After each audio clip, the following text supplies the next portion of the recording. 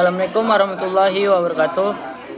Perkenalkan, nama saya Arif Kurniawan dengan NIM 2402010001. Baiklah, langsung saja saya akan menjelaskan atau membahas mengenai jawaban 3 pertanyaan tersebut. Pertanyaan yang pertama yaitu bagaimana perawat berpikir kritis atau apa arti dari berpikir kritis. Jawabannya yaitu perawat menggunakan pemikiran kritis atau arti dari berpikir kritis adalah membuat keputusan yang tepat dalam perawatan pasien. Berikut adalah beberapa aspek bagaimana perawat berpikir kritis. Yang pertama yaitu pengumpulan data yang akurat. Perawat mengumpulkan informasi melalui observasi fisik, wawancara dengan pasien, serta pengkajian rekam medis. Yang kedua yaitu analisis masalah. Setelah data terkumpul, perawat menganalisis informasi tersebut untuk mengidentifikasi masalah utama atau potensial. Pemikiran kritis melibatkan kemampuan untuk membedakan antara masalah nyata dan gejala yang mungkin hanya merupakan tanda dari masalah yang lebih besar. Yang ketiga yaitu penetapan prioritas. Dalam situasi perawatan, perawat harus menentukan masalah mana yang harus diutamakan berdasarkan urgensi dan dampaknya terhadap pasien. Yang keempat yaitu pengambilan keputusan.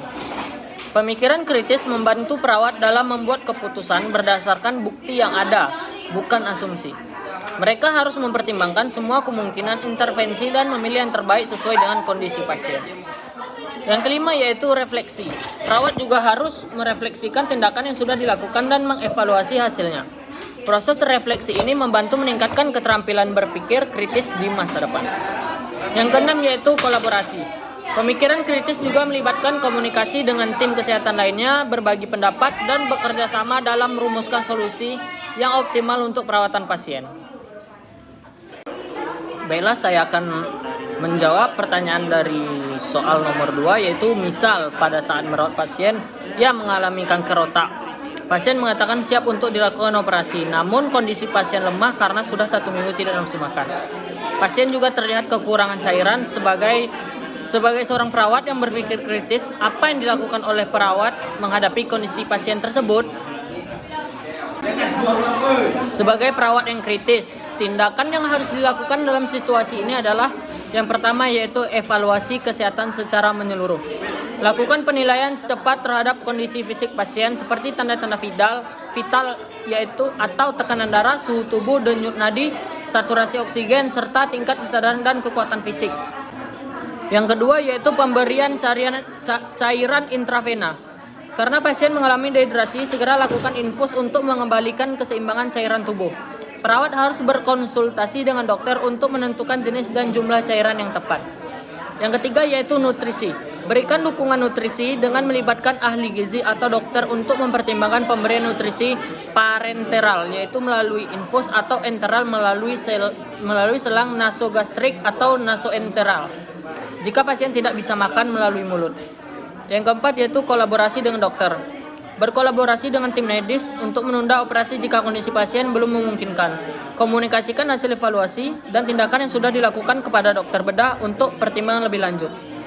Yang kelima yaitu psikologis. Berikan dukungan emosional kepada pasien dengan menjelaskan pentingnya stabilisasi kondisi tubuh sebelum operasi, serta memotivasi pasien untuk menjaga pola makan dan hidrasi. Yang keenam yaitu monitoring ketat. Lakukan monitoring berkala terhadap respon tubuh pasien terhadap terapi cairan dan nutrisi, serta perbaikan kondisi umum pasien. Tindakan-tindakan ini penting untuk menstabilkan kondisi pasien sebelum menjalani operasi yang berisiko tinggi seperti operasi kanker otak. Baiklah, saya akan menjawab pertanyaan dari nomor 3. Jawabannya yaitu ada 5 tahapan proses keperawatan yang akan kita lalui saat merawat pasien. Tahap pertama adalah melakukan pengajian. Tahap kedua menentukan diagnosa keperawatan atau masalah keperawatan yang dialami oleh pasien.